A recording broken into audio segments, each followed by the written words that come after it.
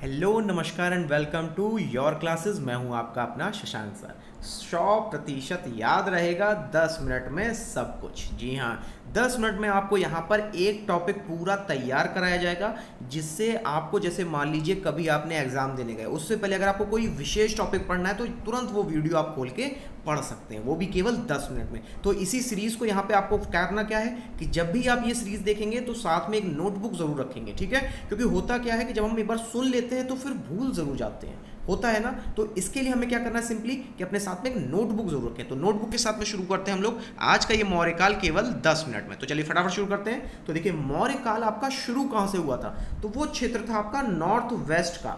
North west का अगर हम लोग मतलब समझे तो ये पाकिस्तान और अफगानिस्तान वाला क्षेत्र, वहां से मौर्य वंश आपका प्रारंभ हुआ था, ठीक है। और अगर बात की जाए रूलर्स की, तो अब ध्यान से सुनना कि चंद्रगुप्त मौर्य, इनका ये प्रारंभ कब से हुआ है? 322 से शुरू हुआ है। और यहाँ पे अशोका के बाद कब खत्म हुआ है? 232 से। तो यानी 322 से लेकर के 232 तक पूरा आपका क्या रहा है? एक महान मौर्य काल रहा है, ठीक है। उसके बाद भी आते हैं लेकिन वो केवल 50 वर्ष और रहते हैं। तो यहाँ पे आपका चंद्रगुप्त मौर्य कब तक थे? 298 तक। और वहीं अशोका जो दूसरे इंपॉर्टेंट रूलर है वो है 268 से 232 तक। तो चाहिए इसको यहीं का यहीं नोट जरूर कर लीजिएगा। और वहीं अगर बात की जाए फाउंडर की, कि किसने इसकी स्थापना की थी, तो उसका नाम था चंद्रगुप्त मौर्य। क्योंकि ये छोटे छोटे सवाल हैं, इनको हम लोग भूल जरूर जाते हैं। चलिए आगे बढ़ते हैं फटाफट। अब देखिए, यहां पे अगर मान लीजिए पूछ लिया जाए कि चंद्रगुप्त कौन से धर्म का पालन करते थे, तो जैन धर्म का। और वहीं बिंदुसार अजीवक, यहाँ पे एक संप्रदाय होती है उसका।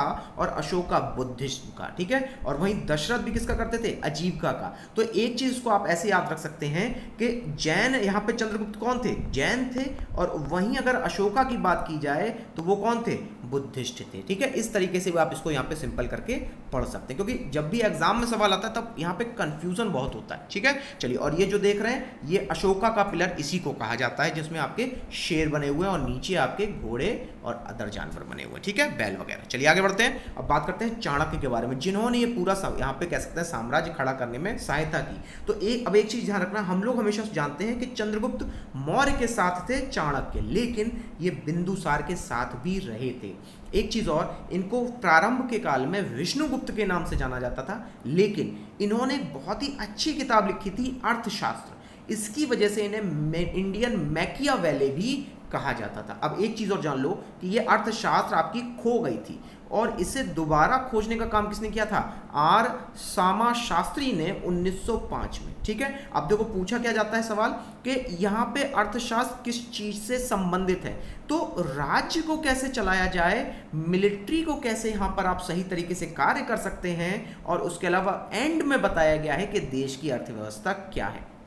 तो इसको ध्यान से सुनना, अगर यहां गवर्नेंस नहीं दिया है तभी आप इकोनॉमिक्स वाले टर्म पे टिक करेंगे, ठीक है। चाहिए तो इसको यहीं का यहीं नोट भी कर लीजिएगा, ठीक है। अब चाणक्य देखिए क्लियर हो गया, आगे बढ़ते हैं। अब बात करते हैं चंद्रगुप्त मौर्य के बारे में। तो देखो, ग्रीक उन्हें सेंड्रोकोटस कहते थे, क्योंकि इन्होंने ही एक तरीके से ग्रीक को क्या किया था?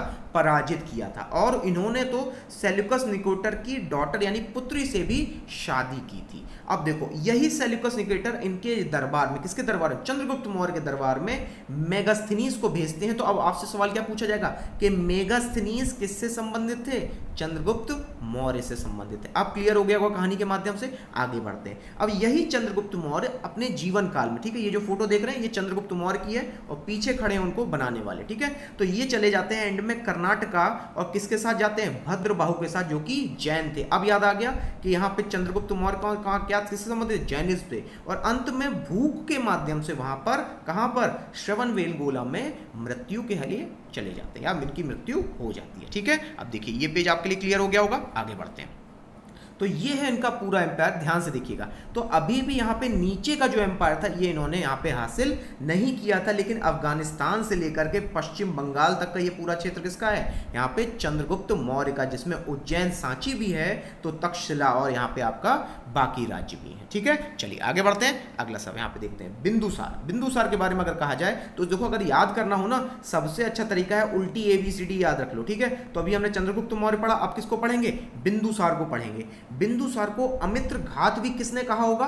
ग्रीक्स ने। एक चीज याद रखिएगा, जब भी मौर्य के अगर नाम बदलते हैं तो ग्रीक के द्वारा ही बदले जाते हैं, या फिर इसको अमेस्ट्रोकैटस भी कहा जाता है। ये देखिए, ये ऐसे राजाओं की वहां पे सवारियां निकली करती हैं, ठीक है। यहाँ पे सवार हैं और वो क्या कर रहे हैं? जा रहे हैं आगे, ठीक है। और वहीं उनके दरबार में कौन सा ग्रीक एम्बेसडर आया था आपका? डायमैकस कहा था उसको, ठीक है। तो डायमैकस किससे संबंधित है? बिंदुसार से संबंधित है। अब देखिए यहाँ पे बिंदुसार ने अपने बेटे अशोका को उज्जैन का गवर्नर बनाया था। तो ये आपके कभी कभी ऑप्शंस में आ जाता है, ठीक है, तो इसको याद रखिएगा। और उसके अलावा इसने देखिए मौर्य एम्पायर कहां तक बढ़ा दिया था? मैसूर तक बढ़ा दिया था, यानी साउथ इंडिया में और भी आगे कर दिया था, ठीक है। तो अभी हम लोगों ने किसकी बात की? बिंदुसार की बात की। अब हम लोग करेंगे ए यानी कि अशोका की बात। तो अशोका एक ही चीज के लिए जाने जाते हैं, वो है धम्म के लिए। तो लेकिन उससे पहले उन्होंने और भी कई कार्य किए थे, आइए जानते हैं। तो देखिए उनके अदर नेम्स की बात की जाए तो उन्हें देवनाम पिय या फिर पियदासी के नाम से भी जाने जाते हैं। पता नहीं कितनी बार एग्जाम में पलट पलट के यही सवाल आता है, ठीक है, तो इसको यहाँ नोट जरूर कर लेना। और वहीं अगर बात की जाए एम्पायर कहाँ तक था, तो अफगानिस्तान से बांग्लादेश तो उनको मतलब जो चंद्रगुप्त मौर्य थे वही करके गए थे। इन्होंने तो केरला और श्रीलंका के आसपास का क्षेत्र भी क्या कर लिया था वहाँ पे आपका, यहाँ पे जीतने की कोशिश की थी, लेकिन जीत नहीं पाए थे, इसलिए यहाँ पे एक्सेप्ट लिखा हुआ, ठीक है। इसलिए याद कीजिए जो कलिंग की वॉर थी वहीं से वो क्या हो गए थे? वापस हो गए थे। अगर कैपिटल की बात की जाए तो यहाँ पे इनकी कौन थी? पाटलिपुत्र, जो कि पटना में है। लेकिन देखो ये इतने यहाँ पे समझदार थे, इन्होंने और भी 2 कैपिटल्स रखी थी। एक रखी थी तक्षशिला और दूसरी उज्जैन, ताकि पूरे भारत को कंट्रोल किया जा सके। फिर से दोहरा रहा हूं, 3 कैपिटल थी, पाटलिपुत्र, उज्जैन और तक्षशिला, ठीक। अब देखिए प्रारंभिक काल में इसे चंड अशोक के नाम से जाना जाता था, क्योंकि ये लोगों को टॉर्चर तक करता था। लेकिन बाद में जब इसने यहाँ पे धम्म की शुरुआत की तो इसे धम्म अशोक के नाम से भी जाना जाने लगा, जिसने बुद्धिज्म को सबसे ज़्यादा पूरी दुनिया में फैलाया था। अब देखिए इसमें जो सबसे इंपॉर्टेंट इन्होंने जो रॉक एडिक्ट दिए, तो एक चीज़ याद रखना कि एडिक्ट मतलब होता है जिसपे पत्थर पे कुछ लिख दिया जाता है, ठीक है। तो उसमें से कौन से संख्या वाला बताया गया? 13वें संख्या वाला रॉक एडिक्ट है। उसी में बताया गया है कि कलिंग वॉर के बारे में, ठीक है। तो कलिंग वॉर के बारे में किसमें बताया गया? 13वें रॉक एडिक्ट में। तो ये जब बुद्धिज्म में कन्वर्ट होते हैं तो किसके उनके गुरु कौन बनते हैं? मोगालीपुत्र तिस। क्या नाम है? मोगालीपुत्र तिस। अब देखो यही इन्हीं जब गुरु बन गए थे तो इन्होंने जब तीसरी बुद्धिस्ट काउंसिल कराई होगी तो उसके भी यहाँ पे प्रेसिडेंट कौन रहे होंगे? मोगालीपुत्र तिस। कहाँ पे कराई थी? पाटलिपुत्र में 250 BC में, ठीक है। अब देखिए जरा ये पेज क्लियर हो गया होगा। चलिए आगे बढ़ते हैं। तो अब बात करते हैं कुछ और मौर्यन रूलर्स के बारे में। तो अशोका के बाद भी 6 यहाँ पे किंग हुए थे, लेकिन देखो केवल 52 वर्ष तक ही यहाँ पे रूल कर पाए। उसके काफ़ी कारण हैं, ठीक है। लेकिन अब देखो लास्ट मौर्य किंग कौन था आपका? बृहदत्त, और उसे अपने ही आर्मी कमांडर पुष्यमित्र शुंग ने परास्त करके शुंग संप्रदाय की शुरुआत या शुंग वंश की शुरुआत की थी, ठीक है। तो ये है वो मौर्य आपका यहाँ पे डायनेस्टी, जो कि आपका यहाँ पर देखिए अफगानिस्तान से लेकर के वेस्ट बंगाल, और यहाँ पे देखिए आप यहाँ पे सुवर्णगिरी और आपके तोसाली जैसे राज्य भी थे, ठीक है। चलिए अब आगे बढ़ते हैं। तो ये देखिए अब आप यहाँ पे जो चित्र में देख रहे हैं यही है वो रॉक एडिक्ट। ये पत्थरों पे क्या करते थे? लिखते थे, ठीक है। ये चट्टान पे लिखा गया है और इसी तरीके से देखो तो पिलर भी बनाए गए थे। तो यहाँ पे देखो तो अलग अलग टाइप के आपको यहाँ पे क्या मिलेंगे? इंस्क्रिप्शंस मिलेंगे अलग अलग फॉर्म में।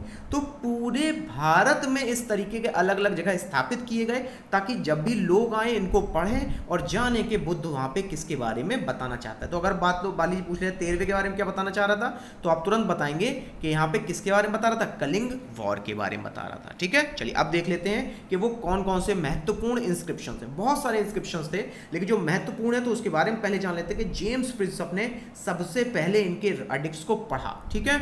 तो और वहीं अगर बात की जाए कौन कौन सी भाषाएं थी, तो प्राकृत, खरोष्टी, ग्रीक और अरमाइक। तो इतनी भाषाओं की जरूरत क्यों थी? क्योंकि याद करो ये अफगानिस्तान से वेस्ट बंगाल और साउथ इंडिया तक रूल किया करते, तो हर एक जगह की भाषा अलग, तो उसमें लिखी जाने वाली भी भाषा क्या होगी? अलग ही होगी। अब अगर पंचम की बात की जाए रॉक एडिक्ट की, तो किससे संबंधित है? स्लेव, यानी कि यहाँ पे आपके जो गुलाम होते थे उससे संबंधित है। और वहीं 10वें और 11वें आपके धर्म से संबंधित थे। और वहीं 12वां बहुत इंपॉर्टेंट है, ये बताता था कि धर्म के प्रति अपना एक सद्भाव होना चाहिए। और 12वां देखिए आपका यहाँ पे किससे संबंधित था? तो 12वां आपका कलिंग में विजय से संबंधित था, ठीक है। और अगर बात कर ली जाए रुमिनदई पिलर के बारे में, तो ये अशोका की एक विजिट के बारे में, यानी कि यहाँ पे जब लुम्बिनी जाते हैं उसके बारे में पूरा ब्यौरा बताया गया है। किसमें? केवल रुमिनदई पिलर, पिलर यानी कि जो एक स्तंभ खड़ा कर दिया जाता है और उस पर लिखा जाता है। और अगर वहाँ पे केव में अगर वो यही चीजें लिखते थे तो वहाँ पे एक इसका एग्जाम्पल क्या है? बारबरा केव इंस्क्रिप्शन। ठीक है, अब देखिए ये पूरा पेज आपके लिए क्लियर हो गया होगा। चलिए आगे बढ़ते हैं। अब उनके सेंट्रल गवर्नमेंट के बारे में जानते हैं। तो एक चीज याद रखिएगा कि सेंट्रल गवर्नमेंट किसका नेचर था? तो मौर्य एम्पायर का नेचर था। ठीक है, अब इनके काउंसिल ऑफ मिनिस्टर को क्या कहते थे? मंत्री परिषद। और वहीं अध्यक्ष कौन होते थे?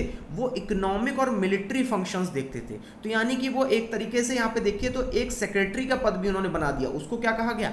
अमात्य कहा गया। और ये क्या देखता था? एडमिनिस्ट्रेटिव और जुडिशियल रोल। तो हम लोग कह सकते हैं कि ये हमारे जमाने के डीएम साहब है, ठीक है, या डीएम से ऊपर सेक्रेटरी साहब है। ठीक है, और वही रज्जु कौन होते थे? तो ये लैंड मेजरमेंट और सीता अध्यक्ष एग्रीकल्चर। तो ये एक तरीके से कौन हो गए? लेखपाल का कार्य करने वाले कौन थे? रज्जुक और सीता अध्यक्ष। ठीक है, और वहीं अगर कह दिया जाए आईआरएस ऑफिसर यानी रेवेन्यू ऑफिसर, टैक्स इंस्पेक्टर कौन थे?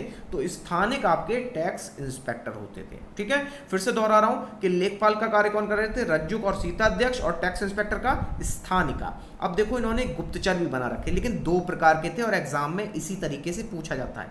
एक थे आपके संस्थान जो एक ही जगह पे रह के पूरी पड़ताल करते थे, और दूसरे थे संचारी। एक थे संस्थान एक जगह पे, और संचारी मतलब एक जगह से दूसरी जगह, मतलब दूसरे राज्यों में जाना, दूसरे लोगों के बीच में जाना। ठीक है, चलिए अब ये पेज क्लियर हो गया होगा आपका सेंट्रल गवर्नमेंट के बारे में। चलिए तो देखिए ये अभी तक हम लोगों ने आज जाना मौर्य एम्पायर के बारे में केवल 10 मिनट में। तो अब मुझे आप कमेंट बॉक्स में जरूर बताइएगा कि आपको और कौन कौन से टॉपिक अपने मजबूत करने हैं। तो तब तक के लिए लाइक करें, शेयर करें, सब्सक्राइब करें। Thank you very much.